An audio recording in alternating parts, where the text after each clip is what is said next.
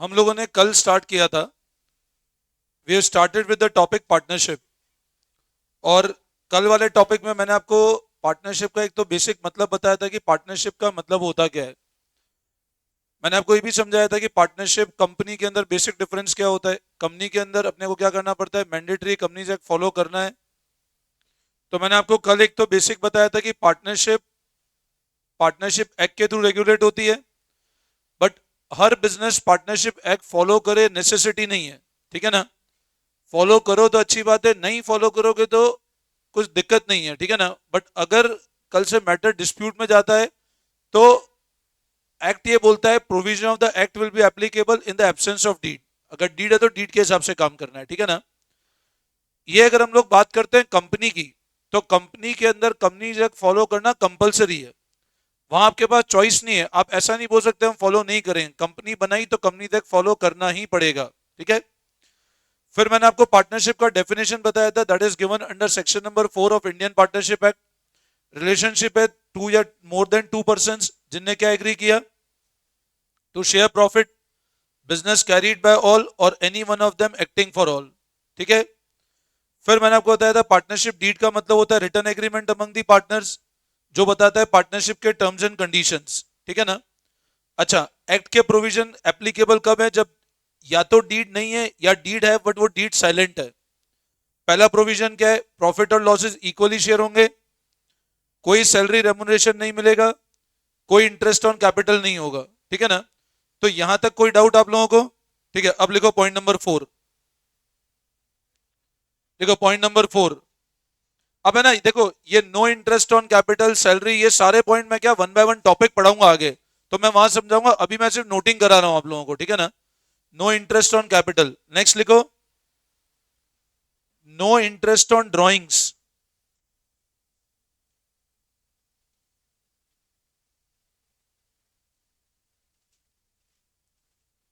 Will be charge. Next point लिखेंगे, no interest on drawing will be charge. मैं फिर repeat कर रहा हूं, मैंने आपको अभी सिर्फ ये दो पॉइंट बताए थे। एक तो प्रॉफिट लॉसेस इक्वली शेयर होगा, ये मैं समझा चुका हूं। सेकंड पॉइंट, सैलरी रेमुनेशन नहीं मिलेगा, ये पॉइंट मैं समझा चुका हूं। थर्ड जो पॉइंट है ना, ये मेरे को समझाना बाकी है। फोर्थ वाला पॉइंट भी समझाना बाकी है। ये थर्ड और फोर्थ पॉइंट मैं आगे समझाऊंगा, अभी नहीं समझा रहा हूं मैं। ठीक है ना। इसी तरह फिफ्थ पॉइंट में लिखवा रहा हूं बट अभी समझा नहीं रहा हूं, क्योंकि उसका भी मैं कंसेप्ट पूरा आपको जब मैं टॉपिक पढ़ाऊंगा तभी बताऊंगा। ठीक है ना। तो आप लिख लो next point, interest on loan. हाँ, वॉल्यूम और तेज नहीं हो रही है। Interest on loan will be charge. Volume इसलिए तेज करें ताकि तुम सो नहीं जाओ। आधे लोग क्या सो जाते हैं नहीं तो बीच बीच में। इतना तेज फुल वॉल्यूम है तो भी देखना, अभी 5-10 मिनट आधे लोग हेड डाउन करके बैठ जाएंगे। Interest on loan will be charge at 6% per annum.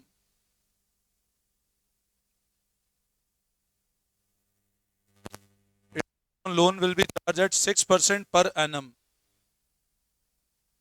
ये पॉइंट भी अपन अभी आगे डिस्कस करते हैं। ठीक है ना। और एक लास्ट लिखो, admission of new partner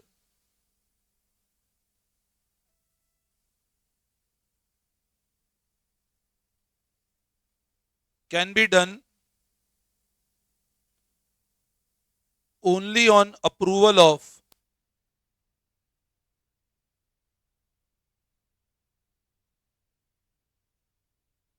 all partners. Only on approval of all partners.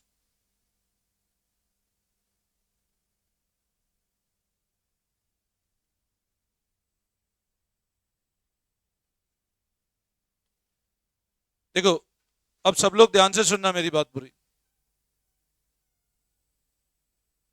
ये सारे प्रोविजन एक्ट के नोटिंग कर लिया, एक बार नोट कर लो पहले।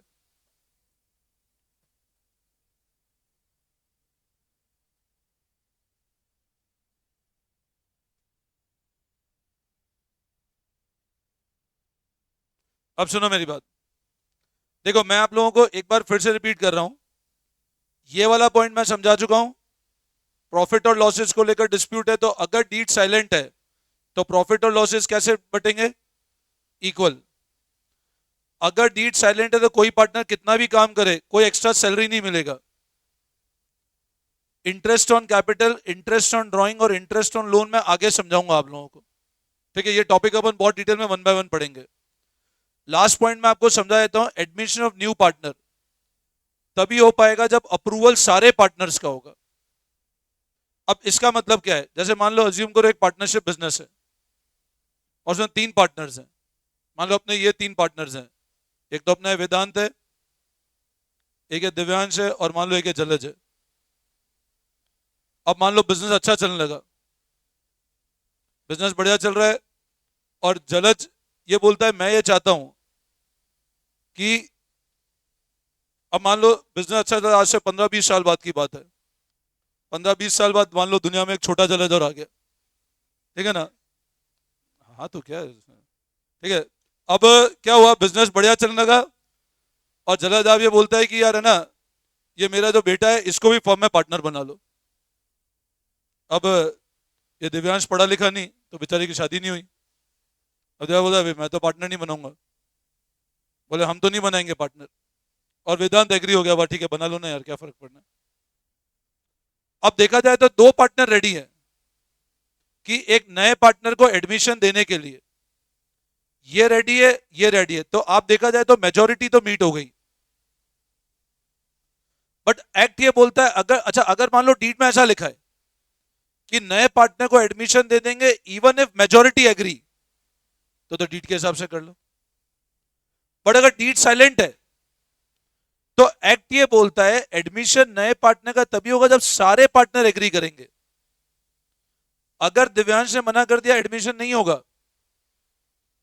तो एडमिशन नहीं हो सकता है। ये अगर कब, जब डीड साइलेंट है तो नए पार्टनर का एडमिशन तभी होगा जब सारे पार्टनर क्या मिलेगा? अप्रूवल। आई बात समझ में? तो अब आप बताओ, पार्टनरशिप एक्ट के प्रोविजन तभी लगेंगे जब क्या साइलेंट है? अगर डीड में स्पेसिफाइड है तो डीड के हिसाब से, फिर एक्ट नहीं आएगा। Getting my point? अब क्या प्रोविजन है बताओ?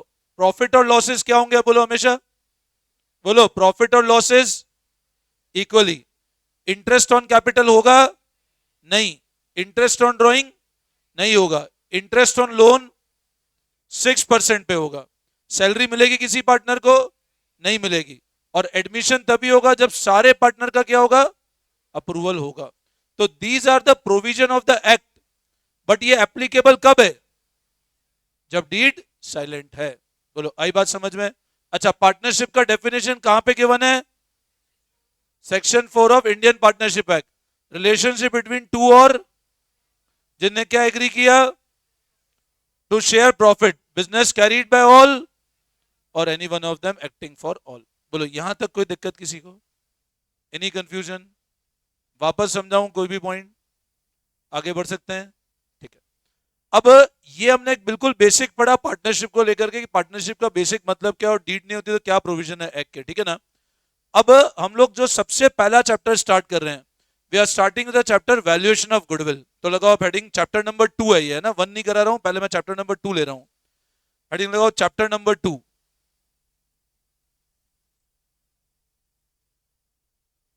आपकी बुक में चैप्टर नंबर 2 है ना?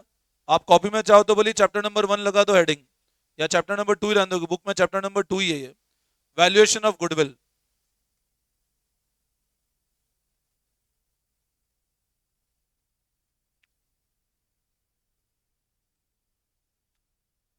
अच्छा, इस चैप्टर का बोर्ड के अंदर फिक्स क्वेश्चन रहता है 3 मार्क्स का। बट अभी मैं बोलूं सिर्फ 3 मार्क्स का एक्सक्लूसिव क्वेश्चन चैप्टर का रहता है। बट ये चैप्टर है ना, अपन जब आगे और चैप्टर पढ़ेंगे एडमिशन, रिटायरमेंट, वहां भी इसके कंसेप्ट बार बार आएंगे अपने पास में। चैप्टर इजी है, अकाउंटिंग से ज्यादा कैलकुलेशन बेस्ड चैप्टर है, ठीक है ना? तो जनरली 12th में मैं एक बिल्कुल सिंपल चैप्टर से स्टार्ट करता हूं, वैल्यूएशन ऑफ गुडविल, ठीक है? सारे चैप्टर सिंपल है वैसे तो, ठीक है ना? बट हम लोग स्टार्ट कहां से करते हैं? वैल्यूएशन ऑफ गुडविल से। अब जब हम लोग बात करते हैं गुडविल की, what do you mean by word goodwill? बोलो what is meaning of word goodwill? और यहां पर एक वर्ड बोला वैल्यूएशन। मैंने क्या बोला यहां पर एक वर्ड वैल्यूएशन वर्ड बनाया फ्रॉम द वर्ड वैल्यू, और किसकी वैल्यू करना? गुडविल की। अब what is meaning of word goodwill and what is meaning of value? बताओ। वैल्यू मतलब उस असेट की पर्टिकुलर प्राइस निकालना, और गुडविल का मतलब होता है रेपुटेशन। गुडविल का मतलब क्या होता है? रेपुटेशन। अब है ना, एक बात बताओ, गुडविल हम लोगों ने जब 11th क्लास में पढ़ा था तो मैंने आपको बताया था गुडविल बताओ कौन सी कैटेगरी का एसेट है? इंटेंजिबल एसेट है, because this asset can not be seen, can not be touch, can not be failed. But goodwill को वैल्यूएशन करना, अब बताओ गुडविल को क्यों वैल्यूएशन करना पड़ता है? सबसे पहले एक चीज समझो, गुडविल को वैल्यूएशन करना क्यों है, मतलब why there is a need to value goodwill, इसका लॉजिक समझते हैं सबसे पहले। देखो एक चीज समझो, अज्यूम करो, अज्यूम करो एक डॉक्टर है जो अपनी बहुत अच्छी प्रैक्टिस रन कर रहा है। लॉजिक समझना ध्यान से। अज्यूम करो एक डॉक्टर है जिसकी बहुत अच्छी प्रैक्टिस चलती है, ठीक है ना? अब अच्छी प्रैक्टिस चल रही है, या मान लो अज्यूम करो एक कोई टीचर है जिसका, जैसे मान लो मैं हूं, मेरा एक कोचिंग इंस्टीट्यूट और बिजनेस ठीक ठाक चल रहा है, ठीक है, ठीक ठाक पैसा कमा रहे हैं, बिजनेस चल रहा है। अब क्या हुआ, मान लो बिजनेस चल रहा था, इस जलज के मन में आया यार ये कोचिंग वोचिंग बढ़िया धंधा है, इतने बच्चे बैठे हैं, इंटू किया, इतना पैसा कमा रहे हैं सर, तो अपने भी कोचिंग ही डालनी है। तो जज ने सोचा एक काम करेंगे, अपने भी कोचिंग बिजनेस सेट करेंगे। अब मैं ना आपसे ऐसा पूछता हूं, डॉक्टर एक बहुत अच्छी प्रैक्टिस कर रहा है, एक टीचर अपना कोचिंग रन कर रहा है, या कोई और इंडस्ट्री वाला बंदा है जिसका एक अलग बिजनेस सेटअप है। अब आप गए उस बिजनेस में, और मान लो जज आया 5-6 साल बाद और आके बोलता है सर मेरे को ही पढ़ाना है बच्चों को। तो मैंने कहा बढ़िया बात है, बात तू ही पढ़ा। तो बोले मेरे को आपके बिजनेस में पार्टनर बना लो आप, मेरे को बिजनेस में क्या दे दो, पार्टनर बना लो। अब पार्टनर मतलब ओनर बनना चाहते हो। अभी आप मेरे को एक बात बताओ, if you are running a particular business जिसको चलाते हो आपको 10-12 साल हो चुके हैं, और कोई नया पर्सन आपके पास आता है और बोलता है मेरे को इस बिजनेस में पार्टनर बना लो, तो आप क्या बोलोगे? भाई तू पार्टनर बनेगा तो बता, सबसे पहले क्या बोलोगे, क्या कर साथ में? कैपिटल। आप क्या बोलोगे? पैसा इन्वेस्ट कर।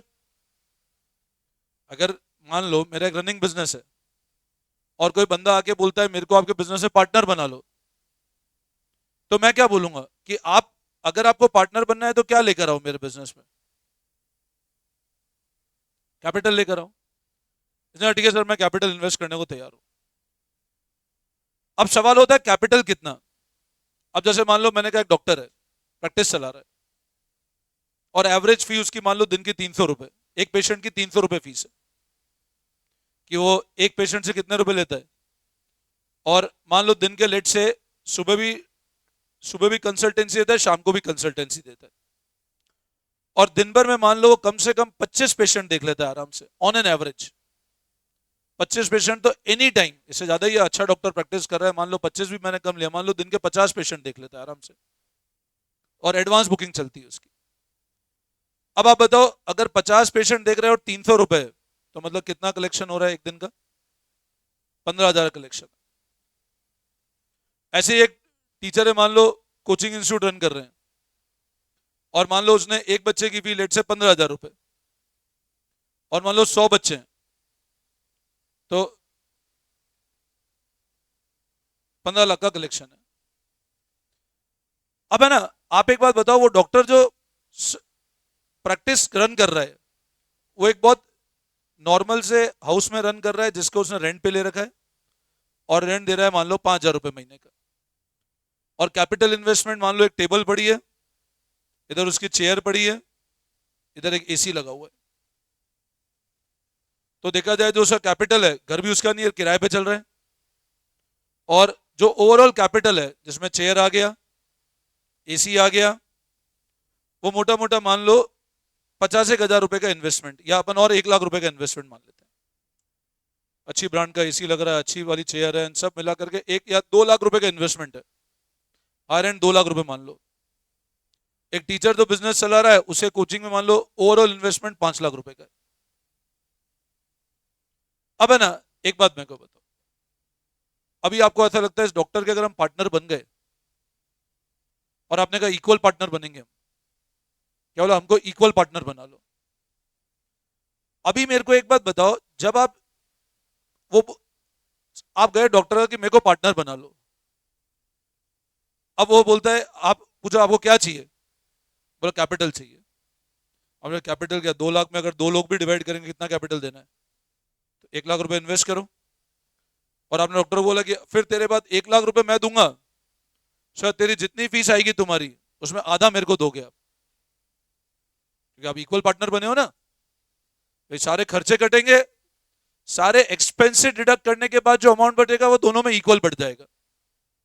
देखो लॉजिक समझना क्यों जरूरत पड़ रही है हमको, क्योंकि आपको जब लॉजिक क्लियर होगा ना तो चीजें बहुत अच्छे से समझ में आएगी। अब मेरे को एक बात बताओ, आपके मन में ऐसी गणित चली कि यार 300 रुपए एक आदमी की फीस है, दिन में कितने पेशेंट देख लेते हैं आराम से, 50 पेशेंट देख रहा है आदमी, तो 300 × 50, 15,000 एक दिन का कलेक्शन है। 30 दिन मान लो काम करे, या अपन 26 दिन भी काम करे, 4 संडे हटा दे, तो ही मोटा मोटा हम ये मानते हैं 3,90,000 लगभग लगभग कलेक्शन आता है, कि 15,000 24, 3,90,000 रुपए तो दिन का मतलब महीने का कलेक्शन है। और उसमें आधा अपने को मिल जाए तो डिवाइड बाय 2, मतलब ये कितना हो गया, 1.5 लाख न 170, 185 आएगा ये, कि 185 तो एक महीने में निकाल लेंगे, और लगाना तो एक बार ही 1 लाख रुपए। अब बताओ, अच्छा बिजनेस प्रपोजल है ना, बढ़िया। ऐसे टीचर के पार्टनर बन जाओ, 15 लाख में 2 इससे हो जाए 7.5 लाख रुपए, खर्चा 5 लाख का है, आधा इन्वेस्टमेंट टीचर को दे दिया, 2.5 लाख रुपए दे दिए अपन ने, तो 2.5 लाख रुपए एक बार देने, 15 लाख रुपए, 7.5 लाख रुपए पहले साल मिल जाएंगे, तो बढ़िया इन्वेस्टमेंट है ये तो एक काम करो, अपन उस बिजनेस में पार्टनर बन जाते हैं। अब ये तो तुम्हारी सोच है कि हम बिजनेस में कैपिटल इन्वेस्ट करके पार्टनर बन गए, बट बताओ जब उस डॉक्टर के पास गए, क्या वो तुमको पार्टनर बनाएगा क्या? अच्छा, क्यों, उसको भी तो कैपिटल मिल रहा है, तुम आधा पैसा देने को तैयार हो, तो क्यों वो तुमको पार्टनर नहीं? अच्छा, उस डॉक्टर की अगर तुम हो गए, तुम एक अच्छी प्रैक्टिस रन कर रहे हो, या जैसे मान लो अगर मेरे पास कोई स्टूडेंट आके बोलता है सर मेरे को पार्टनर बना लो, तो आप एक बात बताओ, if you were in the place of that doctor, जहां पे तुमको पता है हमारी महीने की 4.5 लाख रुपए की तो प्रैक्टिस फिक्स है, वो बंदा आए नहीं आए, और वो 1 लाख रुपए इन्वेस्ट करके पार्टनर बनना चाह रहा है, कैपिटल 1 लाख, 2 लाख रुपए इन्वेस्टमेंट है, और 1 लाख रुपए ही चाहिए, आधा पार्टनर बना, आधा पैसा देने को तैयार है वो, उसके बावजूद जब वो आधा पैसे देने को तैयार है, तुम उसको पार्टनर नहीं बनाना चाहते, ऐसा क्यों? सोचो, why you don't want to make that person as a partner of your business, क्या कारण है बताओ? सबसे पहली बात, आप बोलोगे सर सिर्फ कैपिटल पे कैसे पार्टनर बना ले हम लोग, सिर्फ कैपिटल। आज मेरे को एक बात बताओ, डॉक्टर के पास बिजनेस क्या कैपिटल इन्वेस्टमेंट करके आ रहा है क्या? आज तुम यहां पढ़ने आ रहे हो, क्या कैपिटल इन्वेस्टमेंट है इसलिए आ रहे हो क्या पढ़ने, या टीचर्स प्रॉपर मिल रहे इसलिए पढ़ने आ रहे? कैपिटल इन्वेस्टमेंट तो हमसे ज्यादा स्कूलों में, स्कूल के पास ग्राउंड भी है, स्कूल का हमसे अच्छा इंफ्रास्ट्रक्चर भी है, सब कुछ अच्छा है, बट मेन कमी क्या है? टीचर्स। अल्टीमेट बात तो वही ना, बाकी इंफ्रास्ट्रक्चर में देखा जाए तो they are far far ahead than us, but main कमी क्या है? टीचर्स। और टीचर्स किसको इंपैक्ट करते हैं आपकी? अब आप उस डॉक्टर के जब पार्टनर बनना चाहोगे तो वहां कैपिटल कंपोनेंट का कोई रोल ही नहीं है, वहां सबसे बड़ा रोल क्या है? वहां डॉक्टर के पास पेशेंट, उसके चेयर और उसको देख के नहीं आ रहे हैं, डॉक्टर और पेशेंट आ रहे हैं क्या देख करके? डॉक्टर की गुडविल है, उसकी रेपुटेशन है। आज वो डॉक्टर वहां बैठा है, अगर मान लो अपना डेस्टिनेशन चेंज कर देता है, एड्रेस चेंज करता है, तो लोग वहां चले जाएंगे, क्योंकि उसने जितने साल मेहनत की, मान लो उसने 10 साल 15 साल मेहनत की, तो उस 10 15 साल में उस बंदे ने क्या बनाई? अपनी गुडविल। तो अभी मेरे को एक बात बताओ, अगर तुम उस बिजनेस में पार्टनर बनना चाहते हो तो एज अ डॉक्टर अपने मन में गणित लगाएगा, यार कैपिटल तो मेरा 1 लाख रुपए ही है, बट मेरे यहाँ पे मेजर कंपोनेंट क्या है।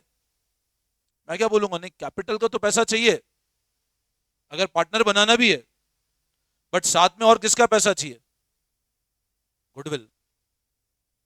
कि आप अगर एडमिशन मेरी फर्म में लेना चाहते हो तो सिर्फ कैपिटल लेके नहीं बनोगे, आपको साथ में क्या देना पड़ेगा। अच्छा कोई बिजनेस ऐसा है जो बिल्कुल नया चालू हुआ, तो लोग जानते ही नहीं है, तो वहां तो गुडविल है ही नहीं। बट एक बिजनेस जिसको 10 साल 15 साल चलते हो गए, तो ओवर द पीरियड बिजनेस क्या बना चुका है अपनी, गुडविल।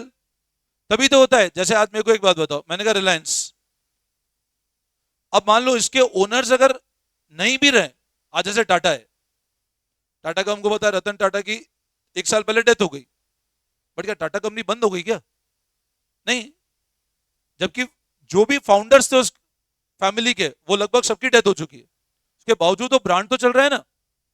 इसका मतलब उस बिजनेस की खुद की अपने आप में इतनी बड़ी गुडविल हो गई कि बिना ओनर भी बिजनेस ऑटोनोमस मोड पे चल रहा है। तो अब बिजनेस में कैपिटल कंपोनेंट बड़ा नहीं है, बड़ा कंपोनेंट कौन सा हो जाएगा, गुडविल का। इसी तरह आप समझो, आपने किसी बिजनेस को ज्वाइन किया, तो सामने वाला बोला भाई कैपिटल लेकर आ, गुडविल लेकर आ।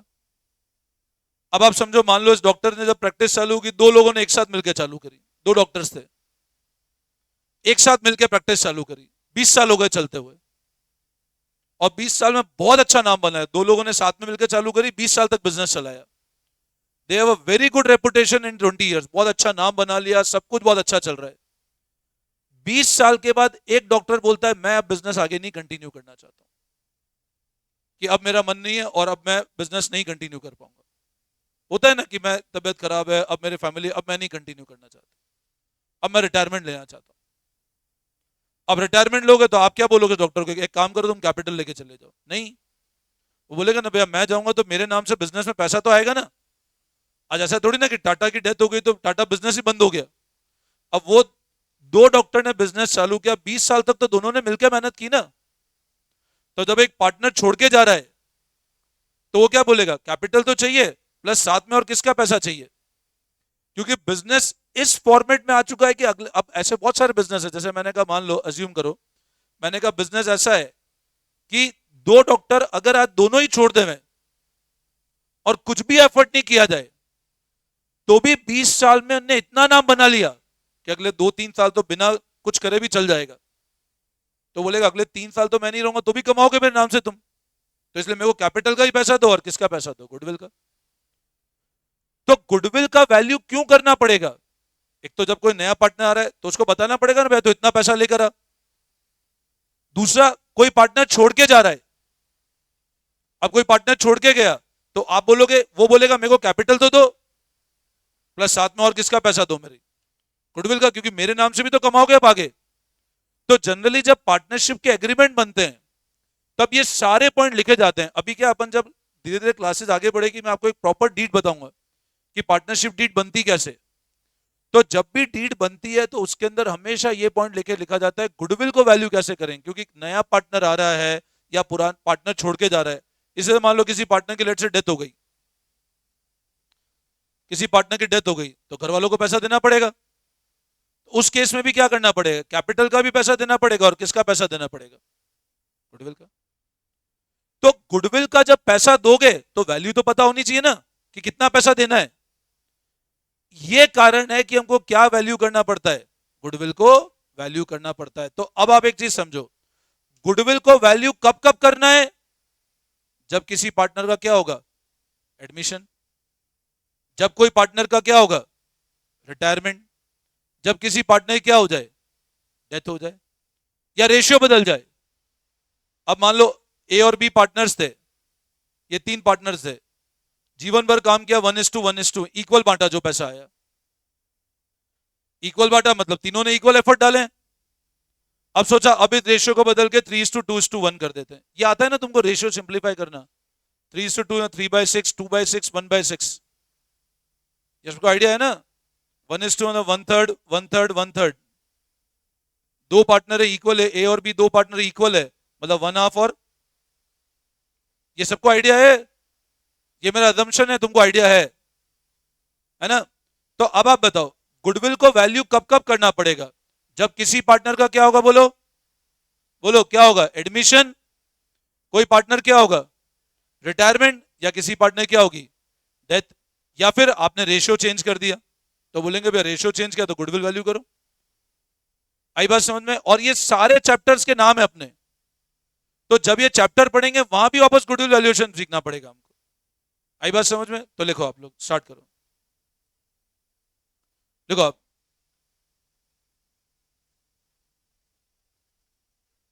Goodwill refers to,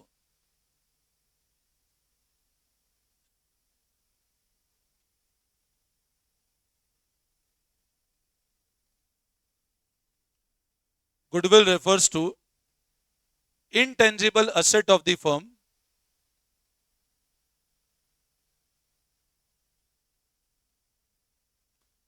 intangible asset of the firm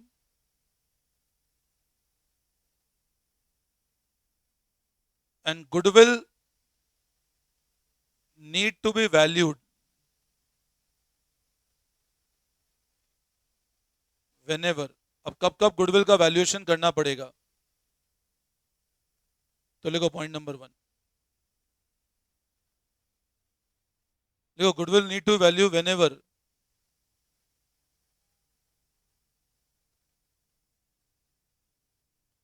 change in profit sharing ratio,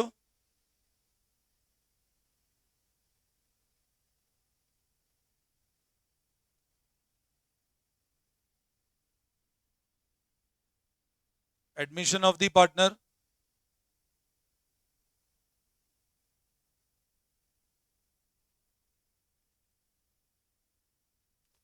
profit sharing ratio है ना,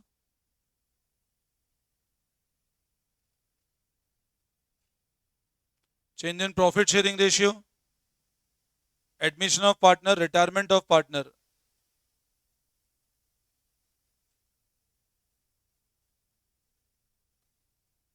डेथ ऑफ अ पार्टनर,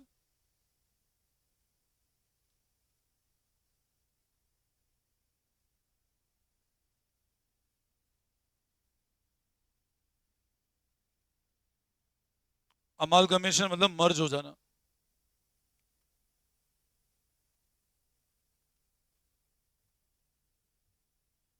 है इस बार आ गया अमालगमेशन ऑफ द फर्म। तो ये सारे केसेस जब जब हमको गुडविल को वैल्यू करना है, तो कब कब वैल्यू करना है? जब सबसे पहले फर्स्ट केस क्या है? रेशियो चेंज हो जाए। सेकंड केस क्या है? एडमिशन हो पार्टनर का। थर्ड केस क्या है? रिटायरमेंट। फोर्थ क्या है? अब इन सारे केसेस में हमको गुडविल को वैल्यू करना है। बोलो इसमें कोई डाउट? ये क्लियर है? अब लिखो नेक्स्ट हेडिंग।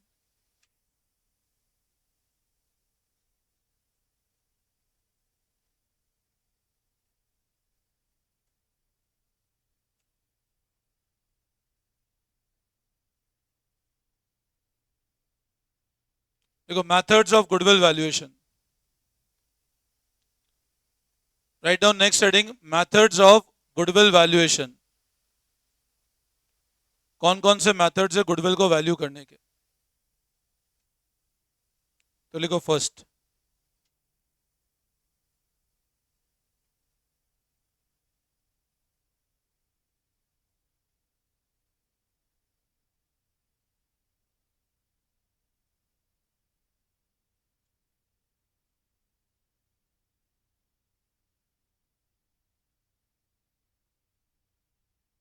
पहले लिखो average profit method, simple average, weighted average.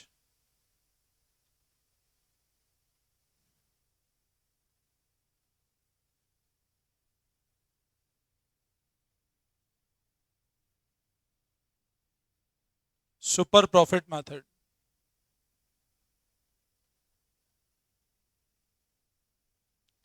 Average profit में दो मेथड हैं, सिंपल एवरेज और weighted average. Then your super profit method.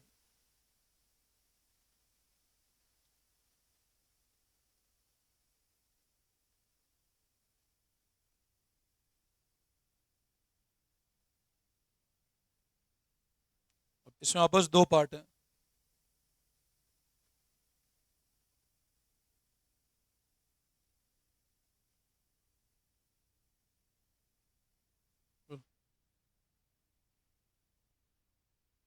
Capitalisation average profit,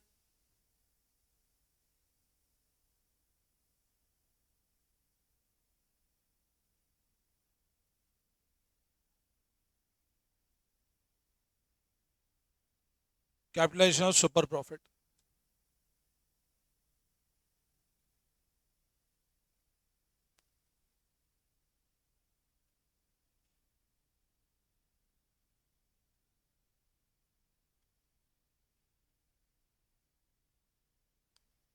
तो देखो ध्यान देना,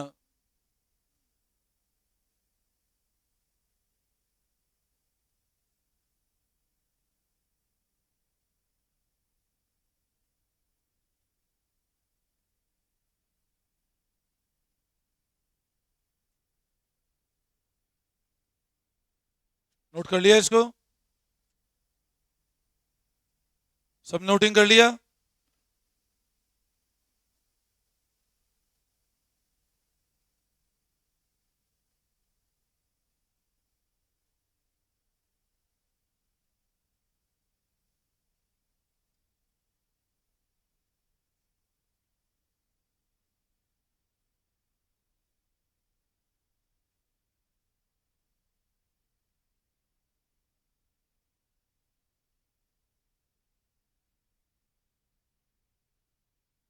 ठीक है सब लोग, अब ध्यान देना आपस। अब देखो इधर ध्यान दो,